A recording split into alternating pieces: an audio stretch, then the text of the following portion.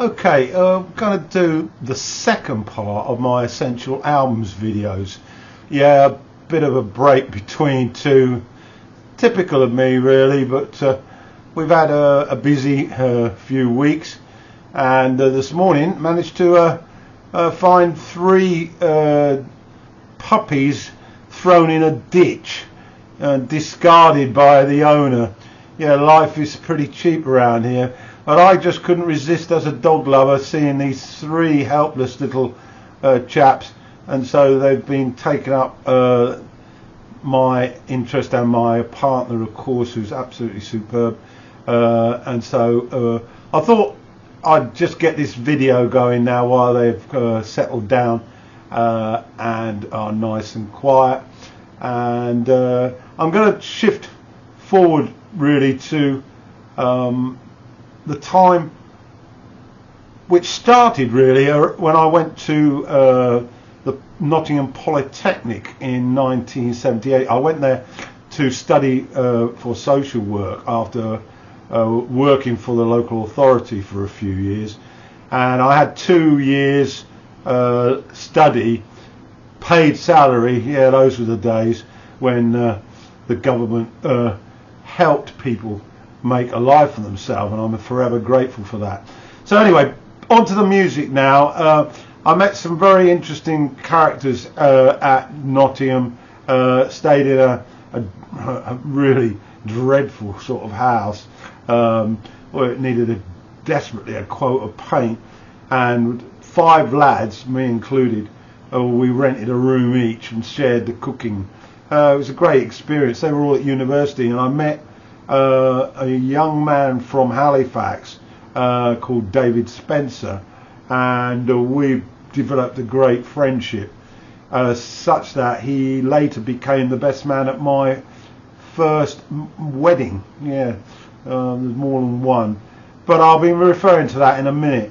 So David, up in Nottingham, he used to come round repeatedly to my room, come into my room, not come round to my room.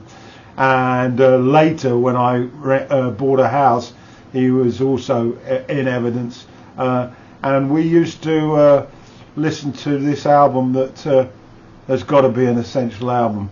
It was Born to Run by Bruce Springsteen and the E Street Band, released in '75. When I heard it then, I thought it was pretty ordinary, but come '78, it became one of my most played albums, alongside the follow-up, of course, Darkness on the Edge of Town, which was released in '78.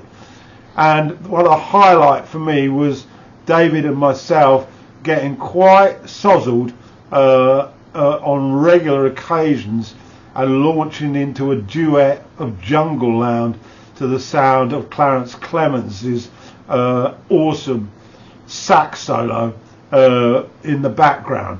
We drowned it out, Bruce, it has to be said, but it's one of those moments that you will recall.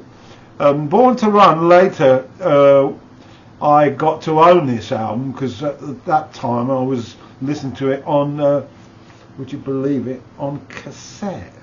And a little bit later, when I finished my stint at the Nottingham Trent Polytechnic and qualified, I then went back to do my 2 years work for the local authority. That was the agreement with regard to the sponsorship, that I did 2 years working for them, and I was still in social work, and my desire to work in residential care was still quite significant, and I managed to meet my girlfriend, who was working for my ex-boss.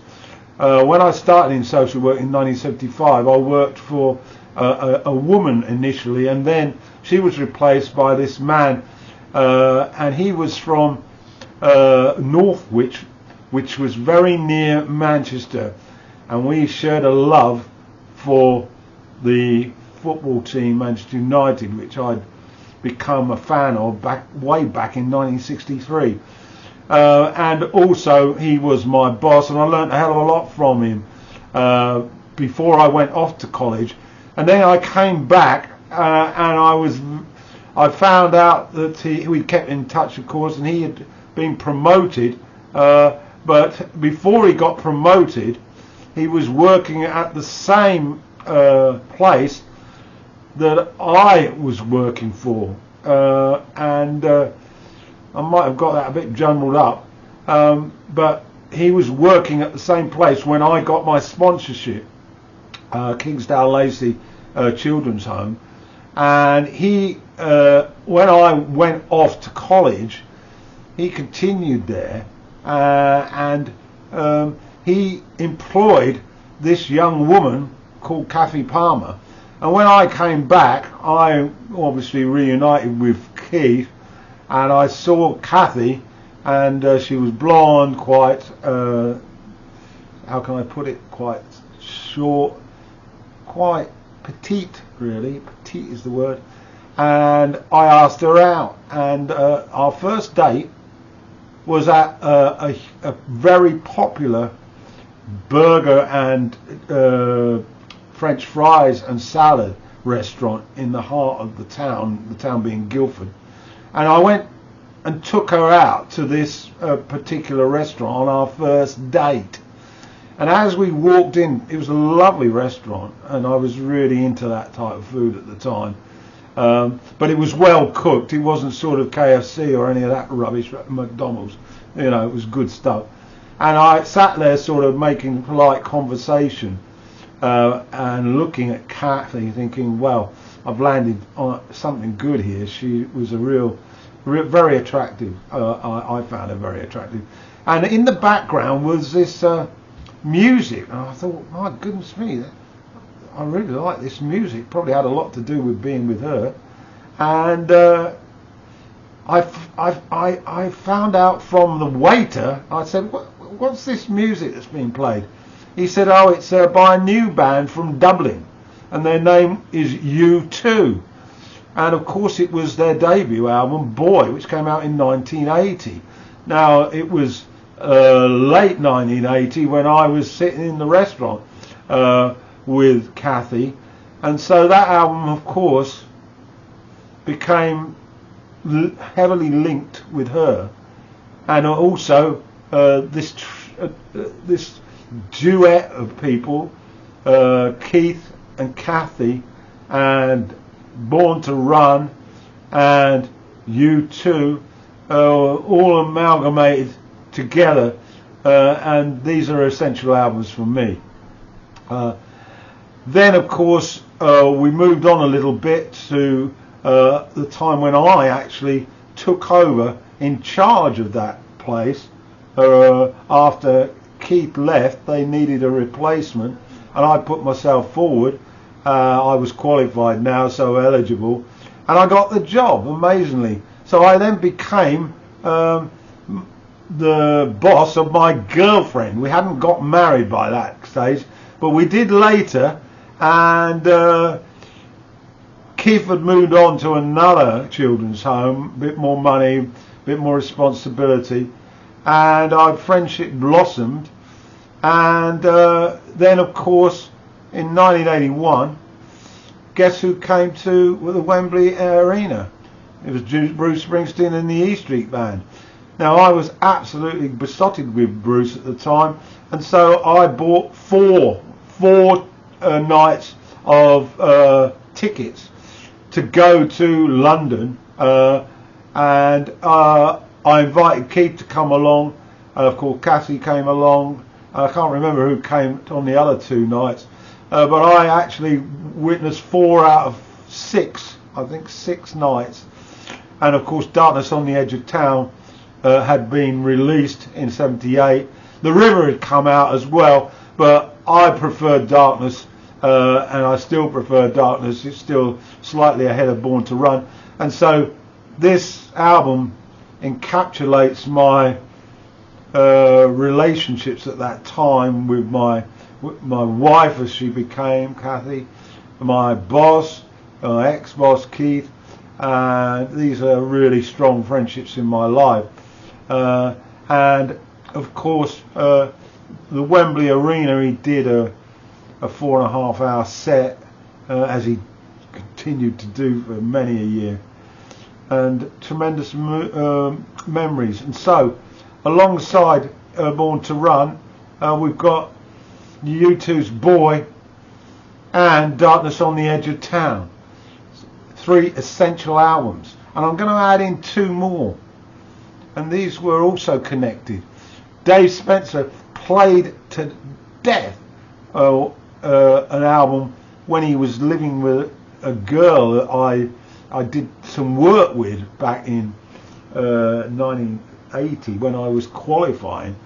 And David went to live with this girl who I had met on a placement, and she was a social worker. Her name was can't remember what her name was actually, but he played to death The Cure's second album, 17 Seconds, and I really grew to love it. So I'm going to throw that one in as well. And finally, I had a birthday present from a friend of Kathy's in 1983, and this was after we got married and we were living on site, and it was David Bowie's Let's Dance, and it was really the first Bowie album that I really loved. I then stepped back and got into the better albums in the 70s, like Hunky Dory and The Rise and Fall of Ziggy Stardust. But Let's Dance had that particular link with my wife, and so I'm going to throw that one in as well. So that captures that time, and then I then, following my separation and later divorce, I returned to Nottingham. I saw it as a sort of a place where I'd been very happy, and I was devastated by the divorce, and so I went back and to Nottingham, and I got a job, and I was still in social work, but I'd actually moved out into the field now. I was what we called a field social worker, where I went out in my car and visited families, and my duties were safety and protection of children, and it was a really tough job.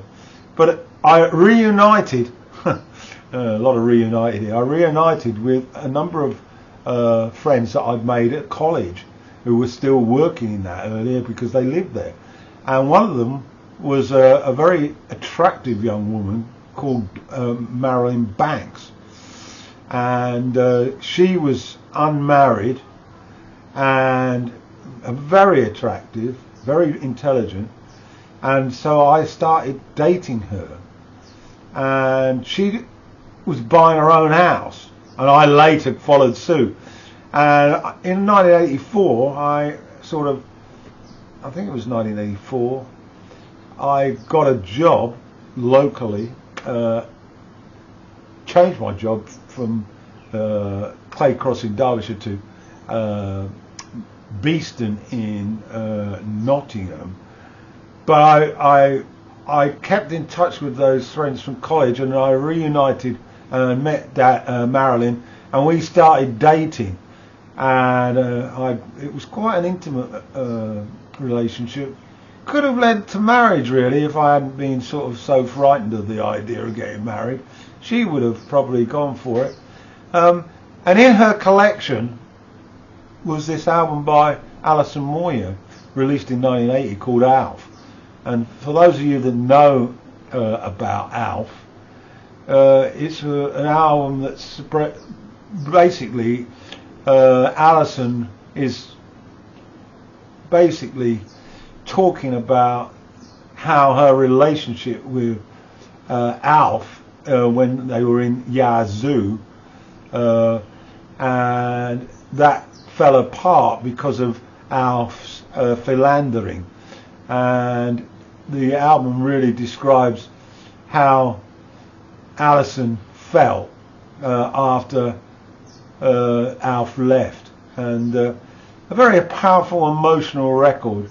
And the emotions were quite heightened with young Marilyn for me at the time, and so I'm going to put it as an essential album because I'll always relate that particular album to Marilyn. And so that brings us up to 1984.